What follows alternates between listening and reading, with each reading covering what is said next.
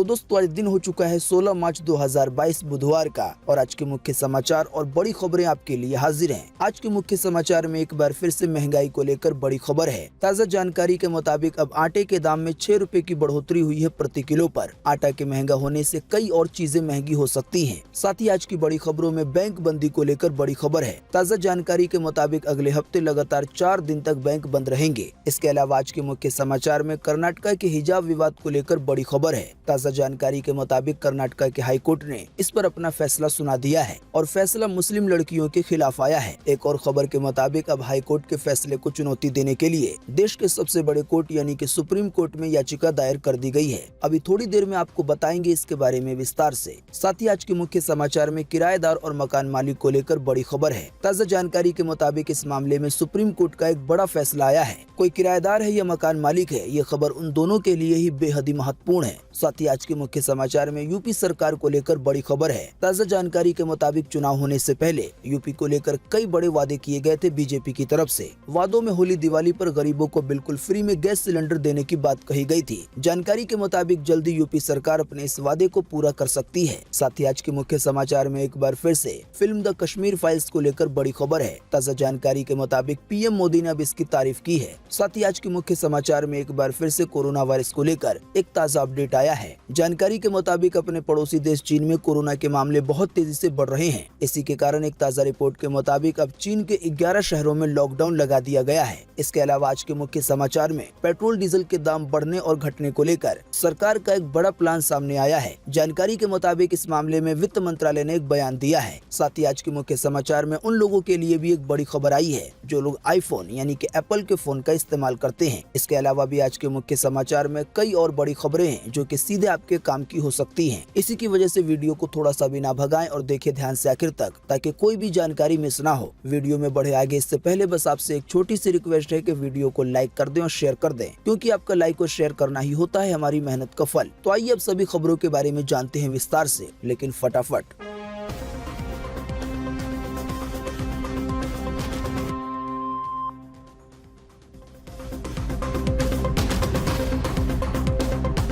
अब रोटी खाना भी हो जाएगा महंगा। रूस और यूक्रेन की जंग की वजह से 6 रुपए प्रति किलो महंगा हो गया है आटा। इसकी वजह से बिस्कुट के दाम भी बढ़ सकते हैं। जी हाँ, रूस और यूक्रेन के जंग के कारण पूरी दुनिया में महंगाई तेजी से बढ़ रही है। जानकारी के मुताबिक जितना गेहूं पूरी दुनिया में इस्तेमाल होता है तो इसका 29% हिस्सा यूक्रेन और रूस से आता है। साथ ही मक्के का भी 19% हिस्सा इन दोनों देश से आता है। तो फिलहाल अभी जंग के कारण रूस और यूक्रेन से गेहूं का निर्यात भी प्रभावित हुआ है। इससे गेहूं महंगा होने लगा है। जानकारी के मुताबिक इसके चलते बीते 15 दिनों में ही आटा 6 रुपए तक महंगा हो चुका है किलो के हिसाब से। आसान सी भाषा में कहें तो इसी महीने की पहली तारीख यानी कि 1 मार्च को 1 किलो आटे का दाम 24 रुपए था और आज 16 मार्च को 1 किलो आटे का दाम 30 रुपए हो गया है। आसान सी भाषा में कहें तो प्रति किलो पे 6 रुपए की बढ़ोतरी हुई है। इसी मामले में एक और जानकारी आई है जिसमें ये बताया गया है कि आटा के महंगा होने की वजह से आने वाले दिनों में बिस्कुट के दाम भी बढ़ेंगे। मैगी समेत कई और चीजें पहले ही महंगी हो चुकी हैं। इसके बारे में हमने आपको अधिक जानकारी अपने बीते मुख्य समाचार में दी थी। बिस्कुट के अलावा भी आटे का जिन चीजों में इस्तेमाल होता है उसके दाम पे भी असर पड़ सकता है।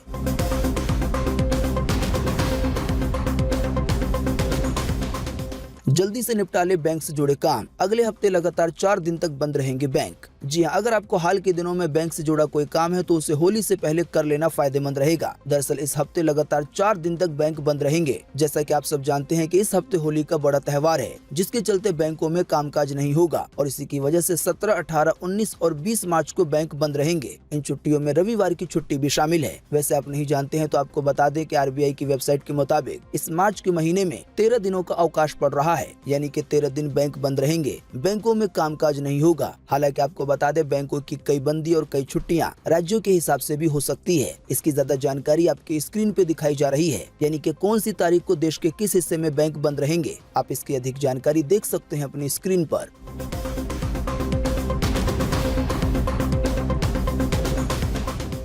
कर्नाटक के हिजाब विवाद पे आया हाईकोर्ट का बड़ा फैसला। हाईकोर्ट ने कहा हिजाब इस्लाम का अनिवार्य हिस्सा नहीं है। जी हाँ, कर्नाटक में हिजाब कंट्रोवर्सी पे अब कर्नाटक ने अपना फैसला सुना दिया है। जानकारी के मुताबिक ये फैसला बीते 15 मार्च 2022 को आया। कर्नाटक हाईकोर्ट ने अपने फैसले में कहा कि हिजाब इस्लाम का अनिवार्य हिस्सा नहीं है। साथ ही हाईकोर्ट ने कहा कि छात्र स्कूल या कॉलेज की तयशुदा यूनिफॉर्म पहनने से इनकार नहीं कर सकते। आसान सी भाषा में कहें तो हिजाब विवाद को लेकर कर्नाटक हाईकोर्ट का जो फैसला आया है वो मुस्लिम लड़कियों के खिलाफ है। असल में हाईकोर्ट की तरफ से ये कहा गया है कि इसके कोई सबूत नहीं मिले हैं कि इस्लाम में हिजाब यानी कि चेहरे को ढकना अनिवार्य है। हालांकि आपको बता दें जो मुस्लिम स्कॉलर्स हैं उन्होंने इस फैसले को गलत कहा है। एक जानकारी के मुताबिक आपको बता दें कि कई मुस्लिम स्कॉलर्स की तरफ से ये बताया गया है कि इस्लाम में हिजाब को पहनना यानी कि चेहरे को ढकना अनिवार्य है। आपको बता दें इसी वजह से अब ये मामला देश के सबसे बड़े कोर्ट यानी कि सुप्रीम कोर्ट में पहुंच गया है। इससे जुड़ी ज्यादा जानकारी देखें अगली खबर में। दोस्तों, अगली खबर के बारे में बताने से पहले आपके लिए एक बड़ा सर्वे और एक बड़ा सवाल इसी खबर से जुड़ा हुआ।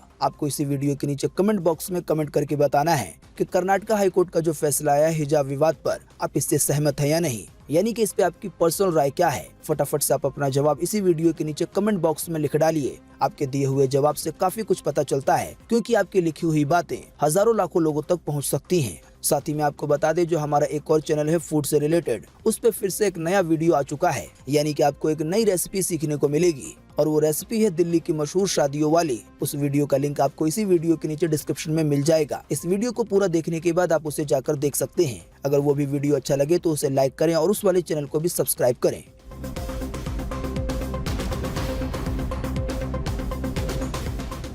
हिजाब विवाद मामला अब पहुंचा सुप्रीम कोर्ट। कर्नाटक हाईकोर्ट के आदेश के खिलाफ सुप्रीम कोर्ट में याचिका दायर की गई है। इस मामले में केस लड़ने वाली लड़कियां बोली कि हक के लिए लड़ेंगे। साथ ही कई लड़कियों ने कहा कि पढ़ना तो छोड़ सकते हैं लेकिन हिजाब पहनना नहीं। जी हाँ, जैसा कि अभी हमने आपको बताया कि कर्नाटक हाईकोर्ट ने स्कूल कॉलेज में हिजाब बैन को सही ठहराया है। कोर्ट ने कहा है कि हिजाब इस्लाम की अनिवार्य प्रथा का हिस्सा नहीं है। कोर्ट के इस फैसले के खिलाफ देश के सबसे बड़े कोर्ट यानी कि सुप्रीम कोर्ट में अब याचिका दाखिल की गई है, यानी कि हाईकोर्ट के फैसले को चुनौती दी गई है।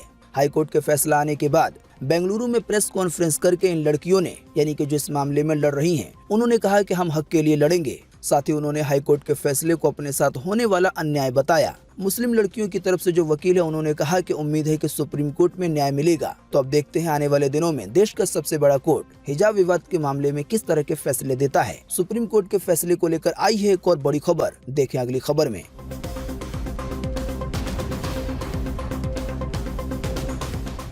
किराएदारों के हक में आया बड़ा फैसला। सुप्रीम कोर्ट ने कहा किराया न चुका पाना अपराध नहीं है, इस पर आईपीसी के तहत केस दर्ज नहीं कर सकते। सुप्रीम कोर्ट ने कहा है कि अगर किराएदार किसी मजबूरी के चलते किराया नहीं चुका पाता है तो इसे क्राइम नहीं माना जा सकता। इसके लिए आईपीसी में कोई सजा मुकर्रर नहीं है, लिहाजा उसके खिलाफ आईपीसी के तहत केस भी दर्ज नहीं किया जा सकता। सुप्रीम कोर्ट ने ये बातें एक मकान मालिक की तरफ से किराएदार के खिलाफ किए गए केस की सुनवाई करते हुए कहा। आसान सी भाषा में कहें तो सुप्रीम कोर्ट का ये कहने का मतलब है कि अगर कोई किराएदार किसी परेशानी की वजह से अगर किराए को नहीं चुका पाता है तो उस पर केस दर्ज नहीं करवाया जा सकता और न ही उसे कोई सजा दी जा सकती है।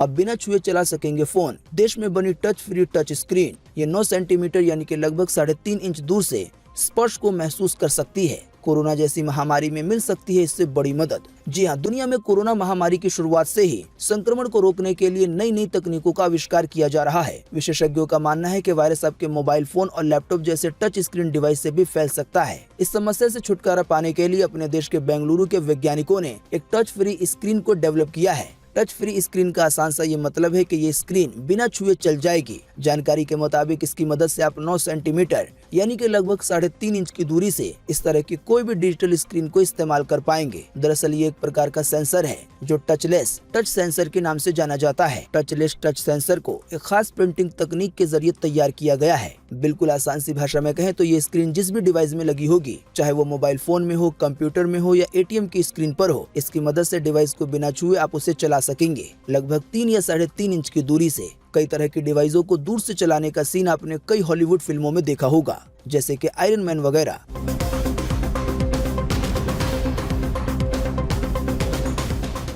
सबसे पहले इस वाले वादे को पूरा कर सकती है योगी सरकार। मिल सकता है गरीबों को बड़ा तोहफा। जी हाँ, भाजपा ने चुनाव से पहले कई वादे किए, लेकिन सभी वादों में से एक वादा ऐसा है जो सरकार बनने से पहले ही पूरा करना होगा। वो वादा है होली पे गरीबों को फ्री में गैस सिलेंडर देने का। मुख्यमंत्री योगी आदित्यनाथ ने सभी रैलियों में इसका जिक्र किया था। अब 18 से 19 मार्च के बीच में होली है। जाहिर सी बात है, अगर वादा पूरा किया जाता है तो होली के मौके पे फ्री में गैस सिलेंडर दिया जाएगा यूपी के लोगों को, यूपी सरकार की तरफ से। हालांकि आपको बता दें, योगी आदित्यनाथ के शपथ ग्रहण की तारीख 21 मार्च 2022 है, यानी कि योगी आदित्यनाथ 21 मार्च को एक बार फिर से मुख्यमंत्री पद की शपथ लेंगे।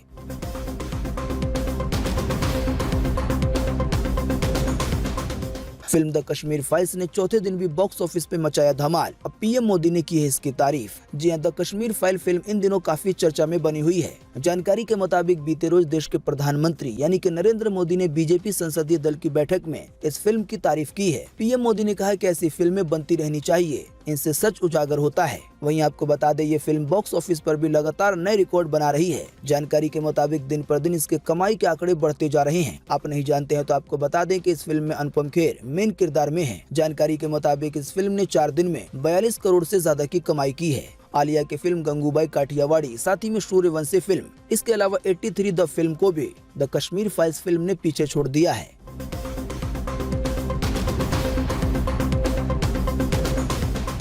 चीन में रिकॉर्ड के साथ लौटा कोरोना, 11 शहरों में लगा दिया गया है लॉकडाउन।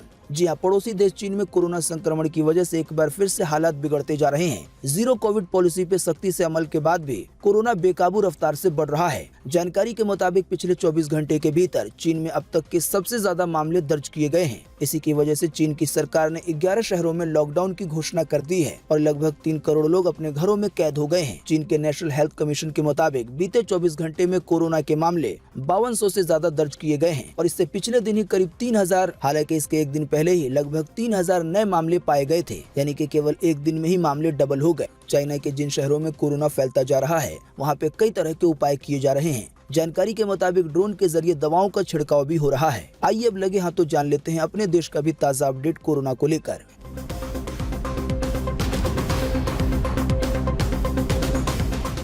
बीते रोज एक बार फिर से मिले 2500 से ज्यादा नए मामले कोरोना वायरस के। इसी दौरान एक बार फिर से गई है 90 से ज्यादा लोगों की जान। जी हाँ, बीते रोज लगभग 24 घंटे में एक बार फिर से 2500 से ज्यादा नए मरीज मिले हैं कोरोना वायरस के। इन नए मरीजों के मिलने के बाद अब अपने देश में कोरोना वायरस के टोटल मरीजों की संख्या 4,29,96,062 हो गई है। साथ ही में आपको बता दें कि इन टोटल मरीजों में से अभी तक 5,15,974 लोगों की जान जा चुकी है। जब से अपने देश में कोरोना की शुरुआत हुई है तब से लेकर अब तक। साथ ही में आपको बताते चले कि बीते रोज भी लगभग 24 घंटे में 90 से ज्यादा लोगों ने अपनी जान गंवा दी है कोरोना की वजह से। हाँ, लेकिन अच्छी बात ये रही कि बीते रोज लगभग 24 घंटे में 4700 से ज्यादा लोग ठीक भी हुए हैं। ठीक होने वाले टोटल लोगों की संख्या अब 4,24,46,171 हो गई है, यानी कि इतने सारे लोग टोटल मरीजों में से ठीक हो चुके हैं। बाकी इसके अलावा जो लोग बचे हैं, जिन लोगों का अभी भी इलाज चल रहा है, उनकी संख्या अब हमारे भारत में 33,917 है, यानी कि ये कुल एक्टिव केसों की संख्या है। भारत के लिए अच्छी बात यह है कि रोजाना के मामलों में भी दिन पर दिन कमी आ रही है और मरने वालों का आंकड़ा भी काफी कम हो गया है पहले के मुकाबले। हालांकि कुछ जानें अभी भी रोजाना जा रही हैं।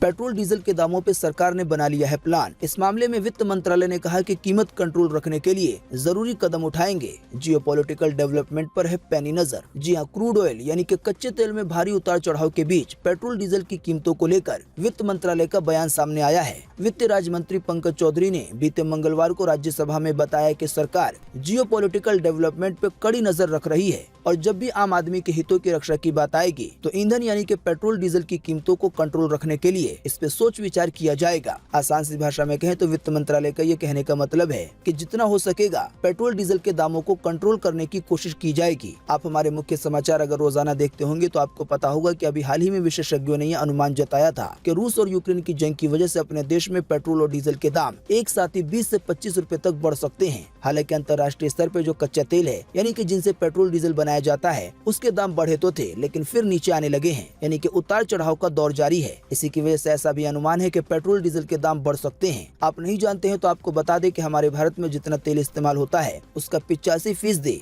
दूसरे देशों से लेना पड़ता है, यानी कि इम्पोर्ट करना पड़ता है और इसकी कीमत भारत सरकार डॉलर में चुकाती है। ऐसे में कच्चे तेल की कीमत बढ़ने से और अगर रुपया डॉलर के मुकाबले में कमजोर होता है तो ऐसे सिचुएशन में भी पेट्रोल डीजल के दाम बढ़ जाते हैं। हैं। हालांकि फिलहाल तो सरकार की तरफ से ये दिलासा दिया गया है कि सरकार अपनी पूरी कोशिश करेगी कि इसके दाम ना बढ़े।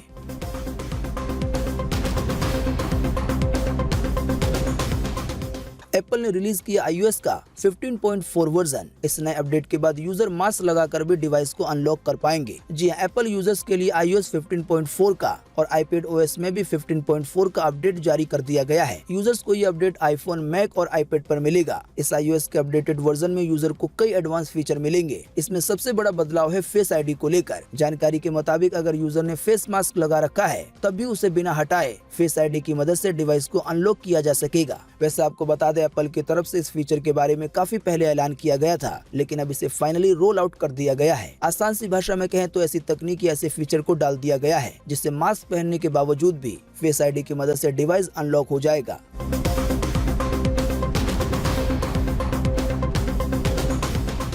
करारी हार के बाद कांग्रेस की कार्रवाई। सोनिया गांधी ने 5 राज्यों के अध्यक्षों यानी कि चीफों से मांगा है इस्तीफा। जी हाँ, यूपी और पंजाब सहित 5 राज्यों में हार के बाद कांग्रेस हाईकमान ने यानी कि सोनिया गांधी ने कार्रवाई करते हुए इन प्रदेश अध्यक्षों से इस्तीफा मांगा है। पार्टी के महासचिव रणदीप सिंह सुरजेवाला ने सोशल मीडिया पे इसकी जानकारी दी है। उन्होंने कहा कि सोनिया गांधी ने यूपी, पंजाब, उत्तराखंड, मणिपुर और गोवा के प्रदेश अध्यक्षों से इस्तीफा देने के लिए कहा है। यानी कि इन राज्यों में कांग्रेस की मेन डोर जिनके हाथों में थी, उन लोगों से इस्तीफा मांगा गया है चुनाव हारने के कारण। आप नहीं जानते हैं तो आपको बता दें कि पंजाब के मेन चीफ नवजोत सिंह सिद्धू हैं। साथ ही उत्तराखंड के अध्यक्ष ने अपना इस्तीफा भेज भी दिया है।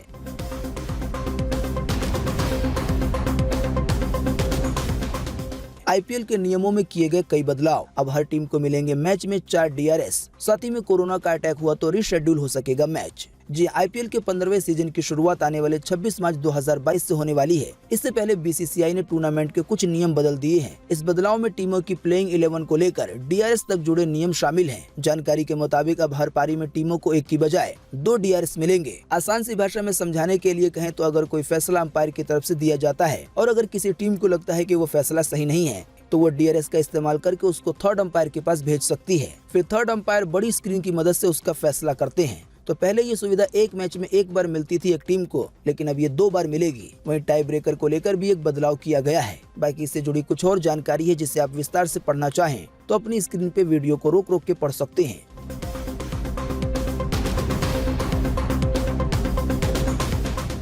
सोशल मीडिया पे वायरल हो रहा है एक शेर का वीडियो जिसमें भैंस का झुंड देख के डर गया है शेर। जान बचाने के लिए चढ़ जाता है पेड़ पर। जी हाँ, जंगल के राजा शेर से सब डरते हैं, लेकिन अगर जंगल का राजा ही किसी से डरने लगे तो खबर बन जाती है। सोशल मीडिया पे एक ऐसा ही वीडियो वायरल हो रहा है जिसमें आपको देखने को मिलेगा कि जंगल का राजा शेर भैंसों के झुंड से डर के पेड़ पे चढ़ने की कोशिश करने लगता है। जानकारी के मुताबिक ये वीडियो सोशल मीडिया पे खूब वायरल हो रहा है। इसकी एक छोटी सी झलक आप अपनी स्क्रीन पर भी देख सकते हैं।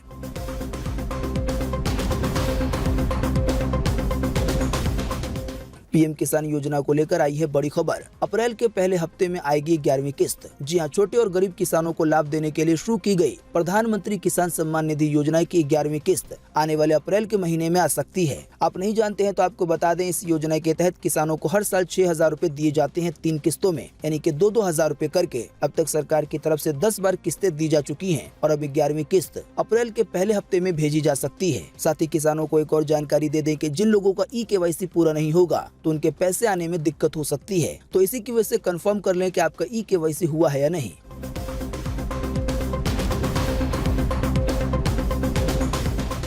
उत्तर प्रदेश की 36 सीटों के लिए 9 अप्रैल को होगा मतदान, यानी कि अब एक और चुनाव में आमने सामने होंगे। जी हां, उत्तर प्रदेश के विधानसभा चुनाव खत्म होने के बाद अब विधानसभा परिषद यानी कि MLC चुनाव की प्रक्रिया शुरू हो गई है। उत्तर प्रदेश की 36 विधान परिषद की सीटों पे 9 अप्रैल को मतदान होगा, यानी कि विधानसभा चुनाव के बाद एक बार फिर से बीजेपी और सपा आमने सामने होगी।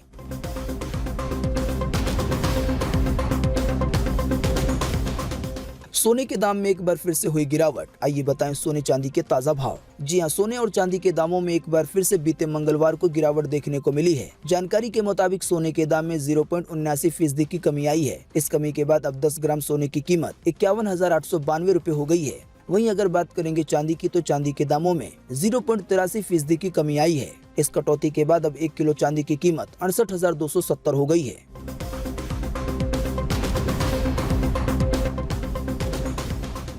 Air India airport service limited ने 277 पदों पर निकाली है भर्ती। योग्य उम्मीदवार 21 मार्च तक कर सकते हैं आवेदन। जी हां, air India airport service limited ने विभिन्न पदों पे भर्तियां निकाली हैं। ये भर्ती कॉन्ट्रैक्ट बेसिस पर होंगी। ग्राउंड स्टाफ के इन पदों पे भर्ती के लिए आवेदन की अंतिम तारीख 21 मार्च 2022 है। आवेदन करने के लिए या ज्यादा जानकारी प्राप्त करने के लिए आप ऑफिशियल वेबसाइट www.aiasl.in पे जा सकते हैं। तो दोस्तों, आज 16 मार्च 2022 के यही मुख्य समाचार और बड़ी खबरें थी। उम्मीद करते हैं इससे आपको काफी कुछ जानकारी मिली होगी। हम बस इसके बदले में आपसे इतना ही चाहते हैं कि आप इस वीडियो को लाइक कर दें और शेयर कर दें, क्योंकि आपका लाइक और शेयर करना ही होता है हमारी मेहनत का फल। वीडियो देखने के लिए आपका बहुत बहुत धन्यवाद। Thanks for watching.